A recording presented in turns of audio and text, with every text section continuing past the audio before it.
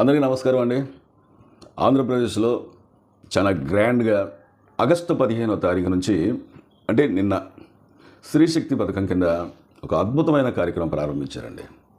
కూటమి ప్రభుత్వం, ఆంధ్రప్రదేశ్ ముఖ్యమంత్రి, అట్లాగే పవన్ కళ్యాణ్ గారు, అట్లాగే లోకేష్ గారు, చాలామంది మహిళలకు, ఆంధ్రప్రదేశ్లో ఉన్న ప్రతి ఒక్క మహిళలు కూడా ఈ యొక్క పథకాన్ని ఉపయోగించుకుంటే చాలా బాగుంటుంది. అయితే ఆంధ్రప్రదేశ్లో మహిళలు ఉపయోగించుకుంటే చాలా బాగుంటుందని చెప్పేసి నేను ఎందుకన్నానంటే, మనం చాలా రాష్ట్రాలలో చూసాం, పక్కనున్న తెలంగాణలో కూడా చూసాం. కొంతమంది మహిళలు ఏ పని పాటలేక, అంటే నేను వేరే ఉద్దేశం కాదు, అలా జరిగింది కాబట్టి చెప్పాల్సి వస్తుంది. కొంతమంది మహిళలు అసలు ఏ పని పాట లేకపోయినా మనకి ఉచిత ప్రయాణమే కదని చెప్పి ఒక ఆధార్ కార్డు పట్టుకొని వాళ్ళు బస్సు ప్రయాణం చేసేవాళ్ళు. అంటే ఇక్కడ ప్రభుత్వం ఉద్దేశం ఏంటంటే, మహిళలకు వాళ్ళ ప్రయాణం చేసేందుకు వాళ్ళ దగ్గర నుంచి ఒక రూపాయి తీసుకోకుండా వాళ్ళకు ఉచిత ప్రయాణం అనేది ఇస్తుందంటే, మీరు అక్కడ ఖాళీగా ఉన్నాం, సరే బస్సు ప్రయాణం మనకి ఉచితమే కదా, మనం వెళ్తే సరిపోయింది కదా అని చెప్పి వెళ్ళటం కాదండి. ఇంటికాడ ఏం పని పాట లేదని చెప్పేసి కొంతమంది మహిళలు మాత్రమే, ఇంటికాడ ఏ పని పాట లేదని చెప్పి కొంతమంది బస్సులలో ఎక్కి ఉల్లిపాయలు, ఎల్లిపాయలు ఒలుచుకోవటం, వాటిని కోసుకోవటం, తరుక్కోవటం, అంతేకాకుండా కొంతమంది మళ్ళీ బస్సులోనే బ్రష్ చేసుకోవటం. ఇది ఎక్కడ దరిద్రం అండి, నాకు తెలియకడుతున్నా. ఆ మధ్యకాలంలోనే ఇది తెలంగాణ ప్రభుత్వం ఈ యొక్క పథకాన్ని ప్రారంభించిన తర్వాత ఒక మహిళ పొద్దున్నే లేచి బస్సు ఎక్కి ఒక ఆధార్ కార్డు అనేది కండక్టర్కి చూపించి మళ్ళీ వేరే ఊరు వెళ్ళిన తర్వాత మళ్ళీ అక్కడ బ్రష్ చేసుకొని మళ్ళీ వెనక్కి తిరిగి వచ్చేసిందట. అంటే ఆమెకేం పని లేదు, ఉచిత ప్రయాణం, ఏ బస్సు ఎక్కినా కానీ ఉచిత ప్రయాణం అన్న ఉద్దేశంతో మళ్ళీ వెనక్కి తిరిగి వచ్చేసిందట.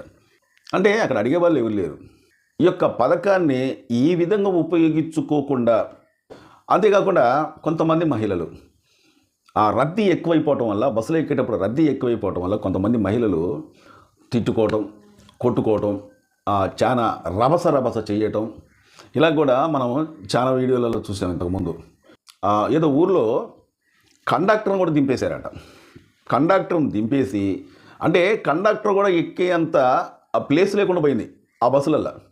మరి కండక్టర్ అనేది దించేస్తే కనీసం మీకు ఉచిత ప్రయాణం అయినా సరే, అంటే ఇక నీతో మాకు పనే ఉండి ఉచిత ప్రయాణమే కదా, మాతోని నీకేం పని లేదన్న ఉద్దేశంతో ఆ కండక్టర్ను కూడా బయటికి దించేసి ఈలే బస్ ఎక్కి ఇక డ్రైవర్ గారిని పాని అని చెప్పిండట. పాపం ఆ లేడీ కండక్టరు అదే బస్ స్టాండ్లో ఉండి ఏడుస్తుందట పాపం.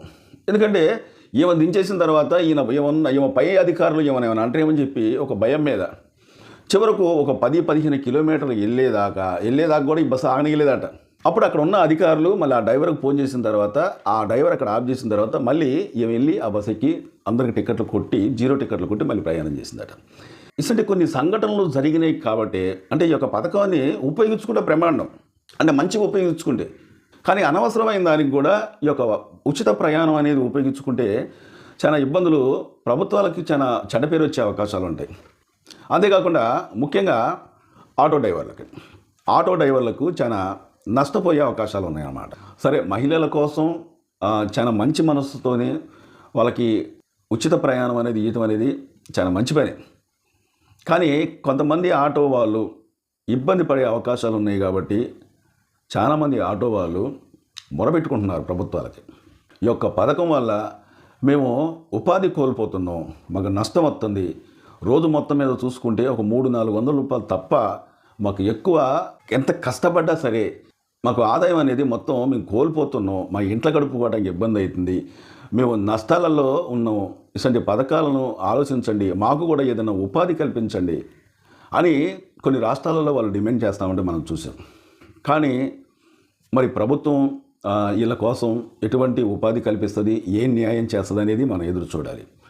అంతేకాకుండా కొంతమంది మగవాళ్ళు ఏమంటున్నారంటే, మరి అన్నీ కూడా ఆడవాళ్ళకేనా, ఉచిత ప్రయాణం ఆడవాళ్ళకే, 3 గ్యాసులు సంవత్సరానికి ఒకసారి ఫ్రీ అంటున్నారు, అది ఆడవాళ్ళ పేరు మీదే. అంతేకాకుండా ఏదన్నా ఇల్లు పొల్లు ఏమైనా వచ్చినట్లయితే మళ్ళీ అది కూడా ఆడవాళ్ళకే అంటున్నారు. ఎవరన్నా కుటుంబంలో ఒకవేళ భర్త చనిపోతే పెన్షన్లు కూడా ఆడవాళ్ళకే. మరి మాకేంటి, మాకు మందు ఒకటి తప్ప ఏది కూడా మా మగవాళ్ళకు మా ముఖాన కొట్టరా, మాకు ఏమీ లేవని చెప్పి కొంతమంది మగవాళ్ళు డిమాండ్ చేస్తున్నారు. మరి ఇది కూడా నాకెందుకు అంటే వినడానికి అదొక రంగు అనిపించినా కానీ నాకెందుకు న్యాయం అనిపిస్తుంది. ఏ రాష్ట్రంలోనైనా సరే మనం గమనించినట్లయితే ఎక్కువ ఆడవాళ్ళ పేరు మీదే ఉంటాయి. ఒక డోక్రా కావచ్చు, ఇంకోటి కావచ్చు. మరి మగవాళ్ళను ఎందుకు నమ్మట్లేదు ప్రభుత్వాలు అని చెప్పి చాలామంది మగవాళ్ళు డిమాండ్ చేస్తున్నారనమాట. అంతేకాకుండా ఇప్పుడు మగవాళ్ళు ఏం తప్పు చేస్తున్నారో నాకు తెలియగలుగుతున్నా, ఆడవాళ్ళతో పాటు మరి మగవాళ్ళకు కూడా ఏదన్నా బస్సు ఫ్రీ పెట్టవచ్చు కదా, 5 రకాల ఉచిత ప్రయాణం బస్సులు అనేది ఇచ్చారు కదా మహిళలకు, దానిలో ఒక 2 రకాల బస్సులైనా మగవాళ్ళకి ఇవ్వచ్చు కదా అని చెప్పి కొంతమంది అంటున్నారు. సరే, ఇప్పటికీ ప్రభుత్వాల పైన అధిక భారం పడే అవకాశం అయితే పక్కా ఉంది. అది ఎంత పడిద్దా ఏందని చెప్పి మనం ఇంకొన్ని నెలలు పోతే కానీ మనం చెప్పలేము. కూటమి ప్రభుత్వం ఆంధ్రప్రదేశ్లో చాలా గ్రాండ్గా ఆగస్టు 15వ తారీఖున ఈ యొక్క పథకం అనేది స్టార్ట్ చేసింది కాబట్టి, సరే ఏమైనా ఇబ్బందులు ఏమైనా ఉంటాయా, ప్రతి ఒక్క ఆడవాళ్ళు కూడా తృప్తి పడతారా? కొంతమంది మహిళలు ఏమన్నారంటే, ఈ ఉచిత ప్రయాణం బస్సు పెట్టడం వల్ల చాలామంది పిల్లలు, అంటే చదువుకునే పిల్లలు, కాలేజీకి వెళ్ళే పిల్లలు, మహిళలకు ఉచిత ప్రయాణం పెట్టడం వల్ల చాలామంది మహిళలే అన్నమాట నేను విన్నా. మా పిల్లలు కాలేజీకి వెళ్తూ ఉంటే, స్కూళ్ళకి వెళ్తూ ఉంటే అదే బస్సులో ఎక్కాలి వాళ్ళు. కనీసం ఒక్కోసారి ఈ చదువుకునే పిల్లలు, అంటే బాలికలు, 15-16 సంవత్సరాల అటు ఇటు వయసులో ఉన్న బాలికలు, వాళ్ళకు కూడా ఈ బస్సులు దొరకట్లేదట. ఈ బస్సులు దొరకపోవడం వల్ల వాళ్ళు చాలా ఇబ్బంది పడుతున్నాం, మా పిల్లలు చాలా ఇబ్బంది పడుతున్నారు.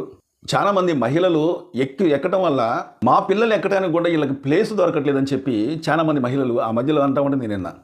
అది కూడా వాసనే కావచ్చు. ఎందుకంటే ఒకప్పుడు ఉచిత ప్రయాణం, అంటే ఉచిత బస్సు ప్రయాణం లేనప్పుడు చాలామంది పిల్లలు చాలా ఫ్రీగా కూర్చునేవాళ్ళు. అంటే వీళ్ళు కూర్చోంగా కూడా కొన్ని సీట్లు అనేది మిగిలిపోయేవి కూడా. మరి ఇప్పుడు పరిస్థితి చూస్తే అలా లేదు. ఉచిత ప్రయాణం కాబట్టి ఎవరైనా ఆ బస్సు, అంటే ఏ మహిళ అయినా ఆ బస్సు అనేది ఎక్కే హక్కుదారులు కాబట్టి వాళ్ళు ప్రయాణం చేసేటప్పుడు చాలామంది మహిళలు అనేది ఆ బస్సులో ఎక్కడం వల్ల ఈ పిల్లలకు చాలా ఇబ్బంది అవుతూ ఉంటుంది. చాలామంది మహిళలు ఏమంటున్నారంటే, ఈ ఉచిత బస్సు ప్రయాణం అనేది తీసేయండి, మా పిల్లలు చదువుకోవడానికి ఇబ్బంది అవుతుందని చెప్పి కూడా కొంతమంది మహిళలు వాళ్ళు వేడుకుంటున్నారన్నమాట. ఈ యొక్క పథకంలో ఆటో డ్రైవర్ల నుంచి చదువుకునే పిల్లల వరకు కూడా చాలా ఇబ్బందులు అనేవి ఉన్నాయి కాబట్టి ఇసంటి ఇబ్బందులను సాల్వ్ చేస్తే మాత్రం ఈ పథకం అనేది ఎక్సలెంట్. కాబట్టి ఈ యొక్క పథకం ఆగస్టు 15వ తారీఖున చాలా గ్రాండ్గా నిర్వహించారు. అంతేకాకుండా నిన్న ఆంధ్రప్రదేశ్ రాష్ట్ర ముఖ్యమంత్రి చంద్రబాబు నాయుడు గారు, పవన్ కళ్యాణ్ గారు, లోకేష్ గారు కూడా ఈ ఉచిత బస్సు ప్రయాణంలో కూడా వాళ్ళు కూడా ప్రయాణం చేశారు. ఒక బస్సులో ఎక్కి మహిళలతో పాటు వీళ్ళు ప్రయాణం చేస్తూ వాళ్ళ జేబుల నుంచి డబ్బులు ఇచ్చి మరీ టికెట్ కొట్టించుకున్నారన్నమాట. ఒక రాష్ట్ర ముఖ్యమంత్రి చంద్రబాబు నాయుడు గారైనా, డిప్యూటీ సీఎం పవన్ కళ్యాణ్ అయినా, అలాగే లోకేష్ గారైనా సరే, అంటే మంచి మెసేజ్ అనేది ఇచ్చారు రాష్ట్రానికి. మగవాళ్ళకు డబ్బులు ఇచ్చే ప్రయాణం చేయాలి, మేము కూడా డబ్బులు ఇచ్చే ప్రయాణం చేస్తున్నాం కాబట్టి మీరు కూడా డబ్బులు ఇచ్చే ప్రయాణం చేయండి అని చెప్పి ఒక మెసేజ్ అనేది ఇచ్చారు. Thank you.